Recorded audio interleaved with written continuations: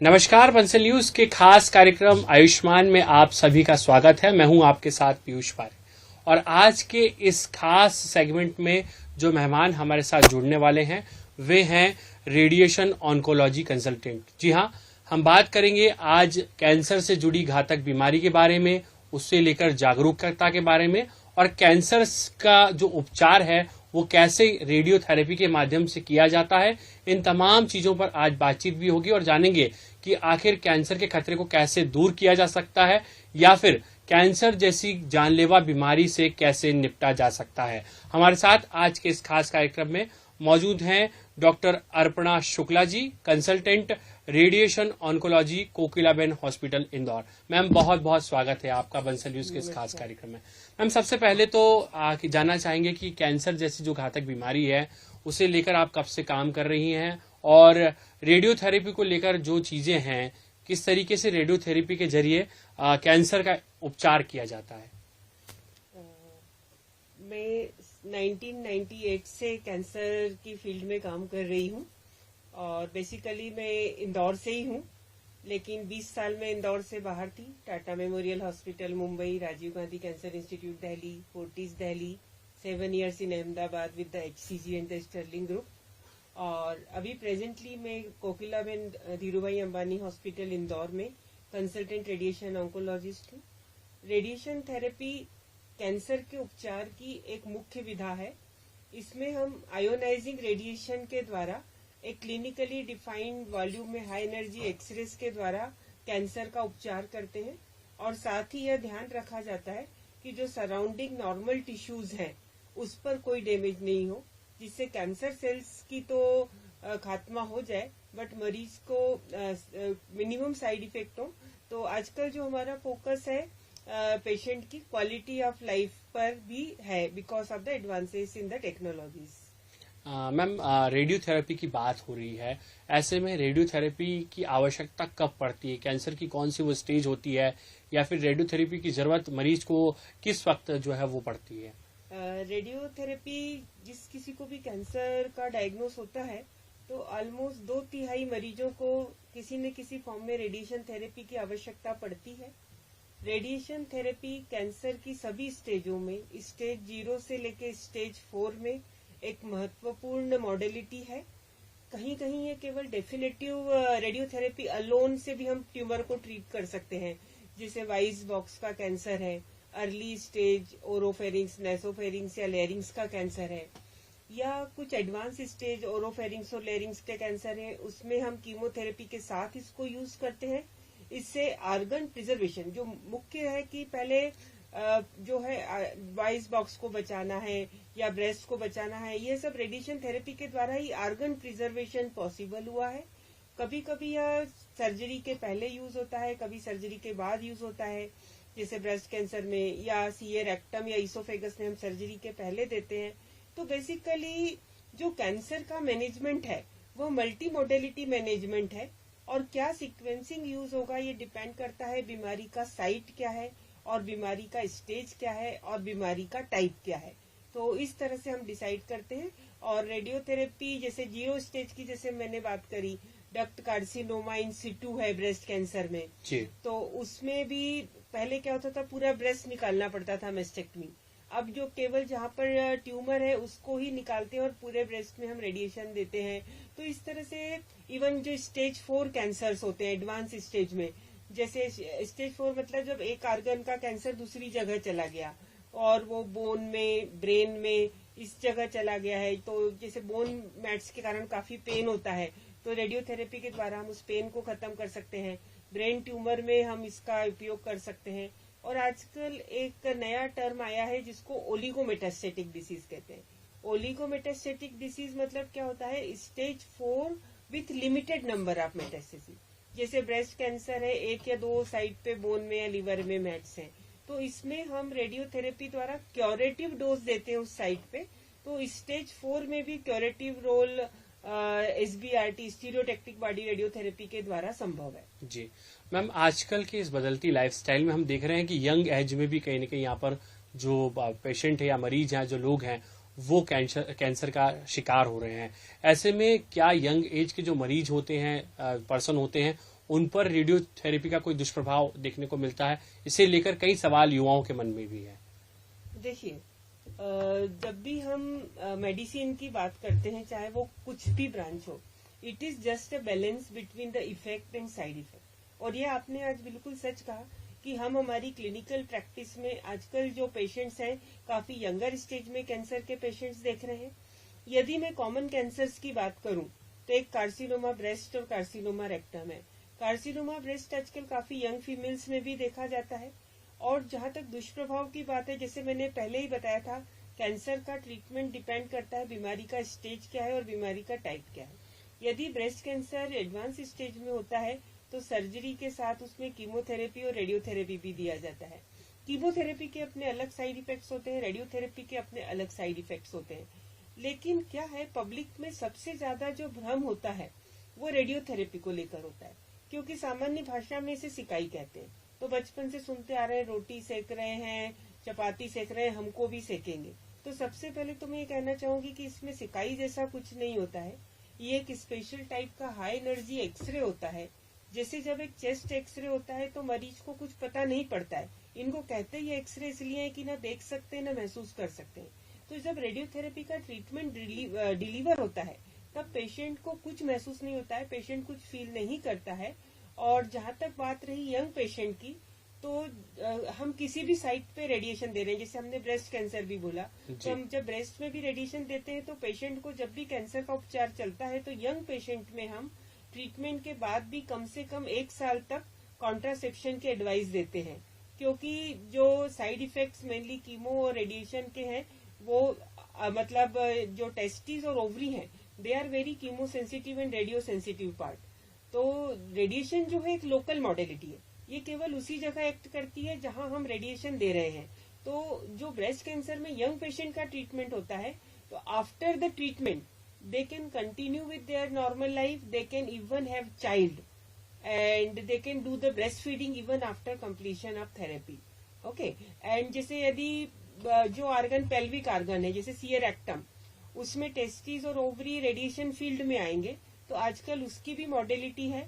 हम ट्रीटमेंट शुरू करने के पहले पेशेंट की पूरी काउंसलिंग करते हैं, और यदि पेशेंट फर्टिलिटी प्रिजर्वेशन करना चाहते हैं तो मेल के लिए स्पर्म बैंकिंग है और फीमेल के लिए भी कई ऑप्शन है, ओवा प्रिजर्वेशन से लेकर ओवेरियन ट्रांसपोजिशन। ओवरी को पेल्विस से उठाकर एब्डोमेन में ऊपर पेराकोलिक गटर में हम लोग ट्रांसमिट कर देते हैं, जिससे ओवरी की जो फंक्शनैलिटी है वो प्रिजर्व रहे। तो ऐसा नहीं है, आजकल कई सारे ऐसे मीन्स हैं जिसके द्वारा हम रेडियोथेरेपी के जो साइड इफेक्ट्स हैं उनको हम मैनेज कर सकते हैं। मैम, एक और महत्वपूर्ण सवाल था, जिस तरीके से आपने बताया कि साइड इफेक्ट्स तो हैं, उन्हें मैनेज भी किया जा सकता है। क्या रेडियोथेरेपी जोखिम भरी हो सकती है? आखिर इसके जो साइड इफेक्ट है उसे लेकर कई तरीके के मन में सवाल होते हैं, उनके बारे में अगर आप कुछ बताना चाहें। देखिए, जैसा मैंने बताया कि रेडियोथेरेपी एक लोकल ट्रीटमेंट है, मीन्स जहां हम ट्रीटमेंट देते हैं उसका साइड इफेक्ट वहीं पर आता है। और ये डिपेंड करता है कि बीमारी का किस स्टेज में दे रहे हैं, बीमारी का साइट क्या है, डोज फ्रैक्शनेशन क्या यूज कर रहे हैं, टेक्निक क्या यूज कर रहे हैं। तो जैसे हम कॉमन मेलिग्नेंसी की बात करें, हेड एंड नेक कैंसर, ये काफी कॉमनली इनकाउंटर ट्यूमर है भारत में, क्योंकि तंबाकू का जो चलन है वो हमारे देश में ज्यादा है। वेस्टर्न वर्ल्ड में ये बकल म्यूकोसा और ये कैंसर ज्यादा नहीं मिलते हैं। तो इस स्थान पे कुछ जो डिसेबिलिटी होती है सर्जरी से भी होती है, और सर्जरी के बाद यदि स्टेज 2 या अनवर्ड पेशेंट है तो उसमें रेडियोथेरेपी दी जाती है, जो कि सामान्यतः 6 वीक्स का ट्रीटमेंट होता है। The most feared side effect जो उसमें होते हैं कि पेशेंट को निगलने में तकलीफ होती है, म्यूकोसाइटिस होती है, मुंह के खुलने में तकलीफ हो सकती है। लेकिन ऐसे कई सारे प्रिवेंटिव मेजर्स हैं जिसके द्वारा हम इन साइड इफेक्ट को बहुत हद तक कम कर सकते हैं। इसमें टेक्नोलॉजी का भी बहुत बड़ा इम्पोर्टेंट रोल है। जैसे हम लोग हेड एंड नेक का कैंसर पेशेंट में जब भी रेडियोथेरेपी प्लानिंग करते हैं, हम स्वेलोइंग स्पेयरिंग रेडियोथेरेपी प्लान करते हैं। तो उसमें जो डिस्फेजिया स्वेलोइंग रिलेटेड स्ट्रक्चर होते हैं उनको प्रोटेक्ट करते हैं। साथ ही जो भी सलाइवरी ग्लैंड है जिससे कि लार सिक्रीशन होता है उसको भी प्रोटेक्ट करते हैं। और साथ में पेशेंट को फिजियोथेरेपी एक्सरसाइजेस भी बताते हैं, जाए stretching, mouth opening and proper nutritional counselling, hygiene counselling, ये सब करते हैं। तो coupled with the advance techniques and the proper pre therapy counselling, हमारे 90% से भी ज्यादा patients without any break treatment complete कर लेते हैं। जी मैम, एक और महत्वपूर्ण सवाल था, रेडियोथेरेपी को लेकर एक और भ्रांति है या फिर कई तरीके से कैंसर का जो पेशेंट होता है उसके मन में ये सवाल उठता है कि क्या रेडियोथेरेपी से कैंसर का खतरा और बढ़ सकता है, क्योंकि ये सवाल कहीं अक्सर हमने कैंसर के मरीजों के मन में और इस तरीके की चीजें देखने और सुनने को मिली है। हाँ, ये आपने पूछा, ये भ्रांति बहुत लोगों के मन में रहती है कि रेडियोथेरेपी से कैंसर का रिस्क बढ़ जाता है। अब आजकल ये क्वेश्चन इसलिए भी ऑप्ट हो गया है क्योंकि आजकल कैंसर के इलाज में काफी सारे एडवांसेस हो गए हैं, जिससे कैंसर का पेशेंट एक लॉन्ग टर्म सर्वाइवल का गोल रहता है। जैसे हम ब्रेस्ट कैंसर की बात करें तो हम 5 साल 10 साल की बात नहीं करते, हम 20 साल 25 साल की बात करते हैं। प्रोस्टेट कैंसर की बात करें तो भी हम मोर देन 20 ईयर सर्वाइवल की बात करते हैं। तो जब पेशेंट का सर्वाइवल इम्प्रूव हुआ है तो इसमें सेकेंड मेलिग्नेंसी के चांसेस रहते हैं। लेकिन इसमें जो है रेडियोथेरेपी के जो रोल के बारे में भ्रांतियां हैं, इसको मैं 2 तरह से बताना चाहूंगी। पहले तो कैंसर और कैंसर के इलाज के बारे में हम बात करें तो जो सेकेंड कैंसर होता है वो 2-3 चीजों पर डिपेंड करता है, क्योंकि कैंसर का ओरिजिनल कारण क्या है। जैसे मैंने बताया कि मुख्यतः तंबाकू के द्वारा मुख और फेफड़े का ही नहीं, 13-14 डिफरेंट तरह के कैंसर भी तंबाकू के द्वारा होते हैं। मतलब पूरा आपका digestive system, reproductive system, genital system, prostate, everything is at risk if someone is taking smoking in any form, whether it is tobacco smoking, cigarette smoking, bidi smoking, कुछ भी। तो अभी जैसे किसी पेशेंट को टॉन्सिल का कैंसर हुआ है, कुछ समय बाद हो सकता है उसे वॉइस बॉक्स में कैंसर आए।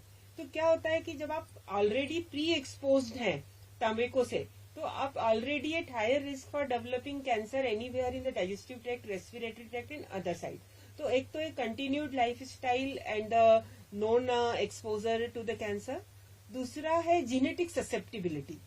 बहुत से ऐसे सिंड्रोम होते हैं क्लिनिकल प्रैक्टिस में जिसमें किसी पेशेंट की genetically more prone to cancer होता है, जैसे breast ovarian cancer syndrome, Li Fraumeni syndrome etcetera.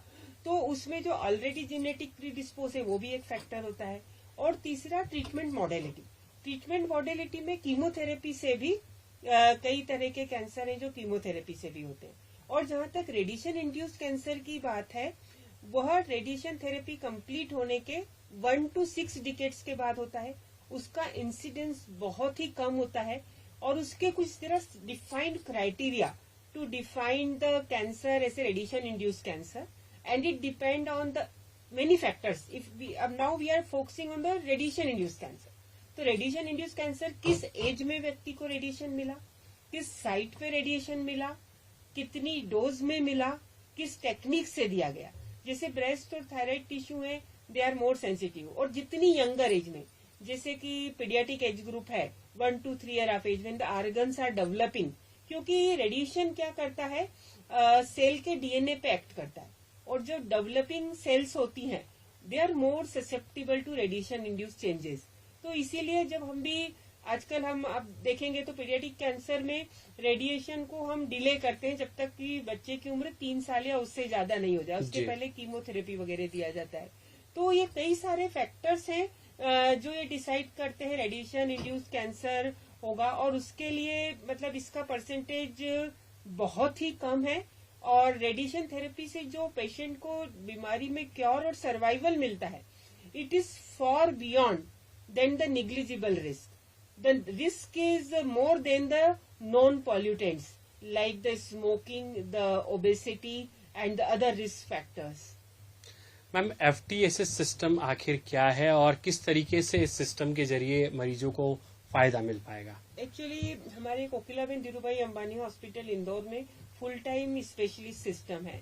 मतलब यहाँ जो भी डॉक्टर्स हैं वो फुल टाइम 24/7 हॉस्पिटल के लिए कमिटेड है। तो इसमें सबसे बड़ा तो ये होता है कि पेशेंट को जब भी हॉस्पिटल के अंदर आते हैं, डॉक्टर्स की इट इज इंश्योर्ड कि doctors are available and all the specialities are under one roof. तो जैसे किसी पेशेंट को, suppose I am radiation oncologist dealing with a patient has sudden cardiac issues, renal issues और other issues, then can be managed in the same group and we have a full time consultant, so patient is not to wait. Patient का treatment सुविधाजनक रूप से हो जाता है। Ma'am, Kokilaben Dhirubhai Ambani hospital के अंदर कौन कौन सी वो टेक्नोलॉजी है जिसके जरिए मरीजों का इलाज किया जाता है, क्योंकि बहुत हाईटेक अब कहीं न कहीं फैसिलिटीज हो चुकी हैं, और ऐसे में कोकिलाबेन हॉस्पिटल में वो कौन सी फैसिलिटीज हैं जिसके माध्यम से मरीजों को जो है उपचार मिल सकता है? कोकिलाबेन धीरूभाई अंबानी हॉस्पिटल इंदौर में सारी state of the art techniques available हैं। आप किसी भी डिपार्टमेंट की बात करें, मैं रेडिएशन ऑन्कोलॉजिस्ट हूँ तो मैं रेडिएशन थेरेपी की बात करूंगी। हमारे पास ट्रू बीम एसवीसी मशीन है वेरिएंट कंपनी की, और इसमें रेडिएशन थेरेपी की जितनी भी एडवांस टेक्निक्स हैं, हम बोले 3D CRT, intensity modulated radiotherapy, image guided radiotherapy, adaptive radiotherapy, rapid arc radiotherapy, stereotactic radio surgery, stereotactic body radiotherapy, deep inspiration breath holding with 4D CT, gated radiotherapy, ये सारी advance radiotherapy technique हमारे hospital में उपलब्ध है।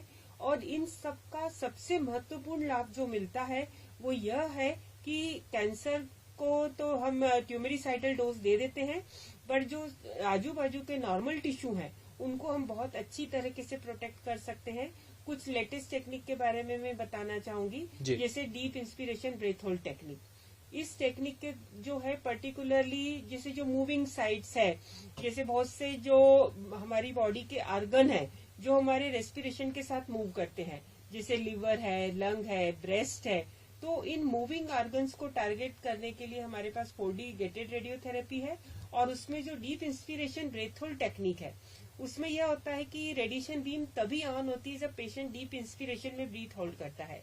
तो इसमें जो heart और एंटीरियर डिसेंडिंग आर्टरी, एक हार्ट को सप्लाई करने वाली आर्टरी होती है जो कि हार्ट के इवेंट्स के लिए रिस्पॉन्सिबल होती है, तो उसका डोज हम बहुत कम कर सकते हैं। और जैसा कि मैंने बात की कि हम आजकल 5 साल 10 साल नहीं 20 साल 25 साल बाद भी पेशेंट को थेरेपी रिलेटेड कोई साइड इफेक्ट नहीं हो, तो इन सब एडवांस रेडियोथेरेपी टेक्निक से हमें इसमें मदद मिलती है। यदि हम ब्रेन ट्यूमर की बात करें तो ब्रेन ट्यूमर में एक हमारा जो मेमोरी एरिया होता है, हिप्पोकैम्पल एरिया, एक जो एरिया होता है endocrine area, hippocampal pituitary organ, तो हम मेमोरी एरिया को भी प्रोटेक्ट करते हैं जिससे पेशेंट का ब्रेन ट्यूमर के बाद भी मेमोरी लॉस ना हो, ब्रेन ट्यूमर में एडिशन देने के बावजूद भी। और एक हमारे पास टेक्निक है स्कैल्प स्पेयरिंग रेडियोथेरेपी। जैसे जो यंग पेशेंट और फीमेल्स होते हैं उनको लगता है कि रेडियोथेरेपी देंगे तो बाल चले जाएंगे, लेकिन ऐसा नहीं है। हम ब्रेन ट्यूमर में भी स्कैल्प स्पेयरिंग रेडियोथेरेपी करते हैं जिससे कि पेशेंट के हेयर रिग्रोथ हो जाता है। और जैसे हेड एंड नेक केस में स्वेलोइंग स्पेयरिंग रेडियोथेरेपी करते हैं। और जो स्टीरियोटैक्टिक रेडियो सर्जरी और स्टीरियोटैक्टिक बॉडी रेडियोथेरेपी है, तो स्टीरियोटैक्टिक रेडियो सर्जरी जिसका इसका नाम है सर्जरी, बट ये सर्जरी नहीं है, it is a precision without incision. हम पेशेंट को बिना एनेस्थीसिया दिए, बिना नाइफ किए, ब्रेन में कोई ट्यूमर है 1 to 3 सेंटीमीटर की साइज का, उसको हाई डोज रेडियोथेरेपी के द्वारा 1 से 3 सिटिंग में ट्रीट कर देते हैं ओपीडी बेसिस पे। और जब ये फ्रैक्शनेटेड होता है तब उसे स्टीरियोटैक्टिक रेडियोथेरेपी कहते हैं। और ब्रेन के अलावा जब हम हाई डोज रेडियोथेरेपी अन्य जगह पर यूज करते हैं, जैसे बोन है, स्पाइनल कार्ड है, लंग है, लिवर है, तब उसे स्टीरियोटैक्टिक बॉडी रेडियोथेरेपी कहते हैं। तो बेसिकली ये हाई डोज रेडियोथेरेपी है जो 1 to 5 सिटिंग में उसे ट्यूमरिसाइडल डोज दी जाती है। इट इज हाईली इफेक्टिव और सेफ है, ओपीडी बेसिस का ट्रीटमेंट है और इसमें क्यूरेटिव पोटेंशियल है। जैसा मैंने पहले भी आपको बताया था कि स्टेज 4 विथ लिमिटेड मैट्स, जिसको ओलिगोमेटास्टेसिस कहते हैं, उसमें स्टीरियोटैक्टिक बॉडी रेडियोथेरेपी एक क्यूरेटिव पोटेंशियल है, मतलब बीमारी को जड़ से खत्म करने का इसमें पोटेंशियल है। जी डॉक्टर अर्पणा जी, एक और महत्वपूर्ण सवाल है। देश और दुनिया में जो तमाम स्टडीज हुई हैं, कैंसर के मरीजों का जो ग्राफ बढ़ा है वो काफी चिंताजनक है। इस बीच में क्या बदलती लाइफस्टाइल भी एक इसके पीछे की बड़ी वजह हो सकती है? क्योंकि इसे लेकर तमाम देश और दुनिया के तमाम, अगर हम लोग मेडिकल साइंस से जुड़े एक्सपर्ट्स की बात करें, यूनिवर्सिटीज की बात करें, वे सभी रिसर्च भी कर रहे हैं और उसमें क्या बड़ी वजह अब तक की बदलती हुई लाइफस्टाइल भी इसके पीछे की वजह है? यस, कैंसर और लाइफस्टाइल का बहुत ही क्लोज एसोसिएशन है। और जैसा मैंने पहले भी बताया था कि 2/3 से ज्यादा कैंसर केवल अपने आप को जागरूक करके ही उन पर हम काबू पाया जा सकता है। जैसे लाइफ स्टाइल चेंजेस में सबसे इम्पोर्टेंट है tobacco, cigarette, alcohol and another we call obesity. मोटापा को भी हम, जितने कैंसर स्मोकिंग से होते हैं उतने ही कैंसर मोटापे से होते हैं। तो जो सिडेंट्री लाइफ स्टाइल है, lake of physical activity, more intake of junk food and less intake of fresh fruits and vegetables, all these factors they lead to the more chances of cancer. Stress, like breast cancer में यदि हम बात करें तो it is mainly a imbalance between estrogen and progesterone. तो यदि जो obese होते हैं उसमें जो फैट सेल्स होती हैं वो इस मोर प्रोडक्शन ऑफ एस्ट्रोजन का काम करती हैं, और जो आजकल जो है मॉडर्न टाइम में जो मैरिज का लाइफ, मैरिज की एज लेट हो गई है, चाइल्ड पोस्टपोन, मतलब चाइल्ड बियरिंग को पोस्टपोन किया जाता है, ब्रेस्ट फीडिंग मिनिमल होती है, जंक फूड ज्यादा है, स्ट्रेस ज्यादा है, ये सब चीजें भी कैंसर को काफी हद तक निमंत्रण देती हैं।